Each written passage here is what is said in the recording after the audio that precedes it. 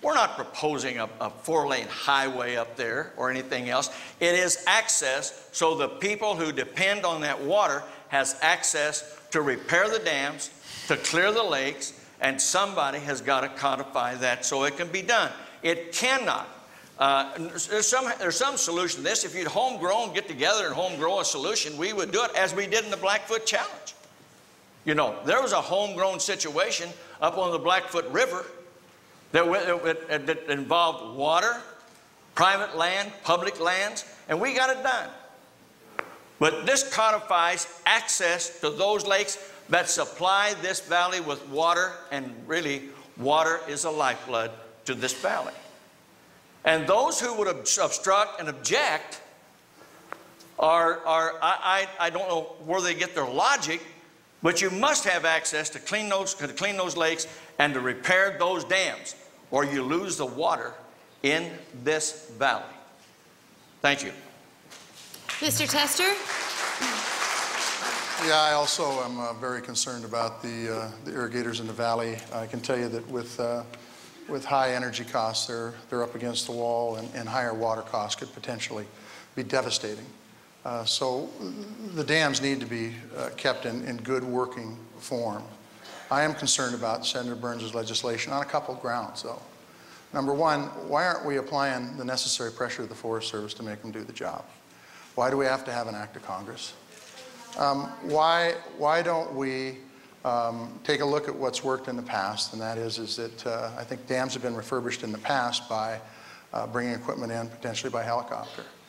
The other side is that I do not want to take any sort of possible locking out of folks for good hunting and fishing on our public lands. And those are all issues that I think play critically important into this. But ultimately, in the end, the dams do need to be maintained.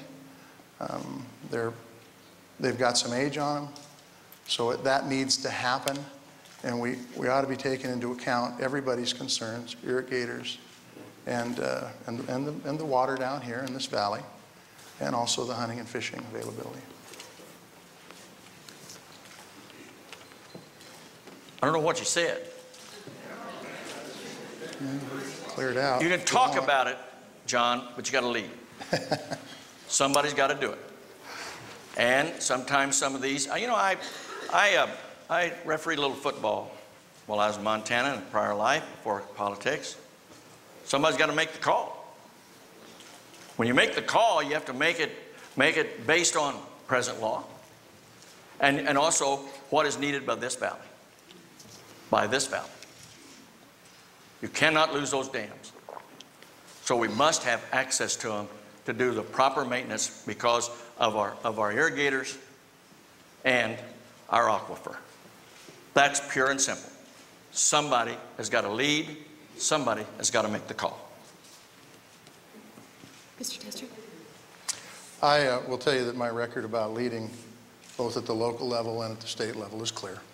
I could go down the list of everything that I've been able to lead on, from floor leader to President of the Senate currently. But the fact is that I don't think it takes an act of Congress to make the Forest Service be responsible. And that's really the bottom line. And the Forest Service is responsible to elected officials. Let's get them off their duff and let them make them do what's right, get the right kind of public input to make it happen. Thank you. All right, Mr. Tester, you're next to answer this next question. First, can Congress craft a policy that would promote beneficial immigration of the type that made this country what it is today, while at the same time securing our borders? Yes. Yes, they can. And I will tell you that right now, and it's been this way for probably 40 years or longer, we've turned a blind eye to immigration. The 9/11 Commission came out, one of their findings after the bombings is that we need to secure our borders. And part of that is handling the immigration issue. We need to put the dollars in for border security and our immigration services so that we can indeed secure our borders. We ought not be allowing for amnesty. We should be enforcing the laws that are on the books currently as far as businesses employing illegal aliens. It's illegal. and the law should be enforced. If they don't have jobs to come up here for, or down here for, or from some other country, I doubt they're going to be coming here. And finally, we need to have trade agreements that work for Americans and don't force our trading partners' people into poverty. And if we do those things, we can have a immigration policy that works. Get into line. If we need to speed up the bureaucratic process, we can certainly do that. We can certainly encourage the immigration services to do that. But this is a process that's worked very well, probably for nearly everyone's ancestors in this room. So that would be what I would do. Secure the border first. No matter what you do on the backside of it, secure the border first. Then deal with the domestic issue. We're spending more money on our southern border now than we ever have. We will probably build some barricades along that border. And I hate walls. But we got to secure it first and guarantee no amnesty. None. That's pure and simple. In other words, everybody that's here on a case-by-case basis is going to have to go back, stand in line, just like everybody else in immigration. That's where I've been. That's the reason I voted against the Senate bill as it was presented, because it granted amnesty. And it really didn't secure the borders.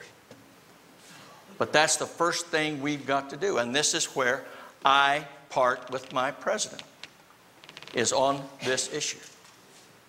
Because I just feel like the pressures of Social Security, of our social programs, we cannot allow this to go on. Since 1986, 20 years, we have turned our back on the problems of immigration on the southern border. 86, we tried to pass an immigration bill in the early 90s, and it was sponsored by Alan Simpson of Wyoming. We were a part of that. We lost that fight. And that's what we had to do then. We still have to do it now. We're making great strides moving in that way, but we're not there yet. But first things first, secure the borders, grant no amnesty, period.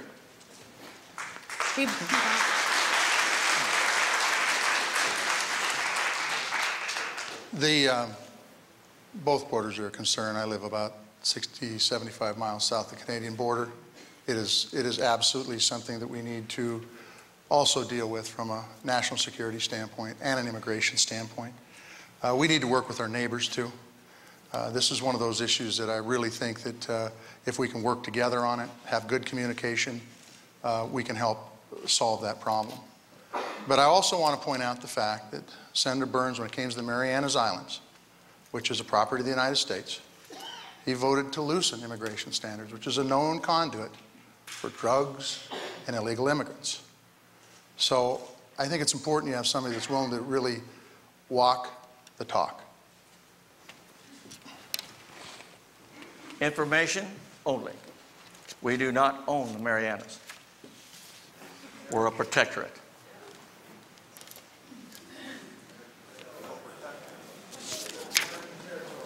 Yeah, do you want me to respond to that, or do you want to go on? You may take one. Well, it's an American protectorate, which means that they get some of the same privileges that we get here, like they can put the U.S. label on products that are made there and be called U.S. products. And we have some control over immigration there since we're a protectorate, and you voted against stiffening those standards, and I think that it was a mistake. Just wanted to point it out. Are you ready to move on? I have no response to it. Okay. They can run their country. Senator Burns, you're next to answer. Do you support the No Child Left Behind Act? Why or why not? I do. What is wrong with asking for accountability? Our test scores continue to go up. We're seeing new schools now that are making real progress under No Child Left Behind. Sure, there's probably some areas it doesn't fit in the state of Montana, but for the most part, the state of Montana was a little slow to really devise their plans on how to take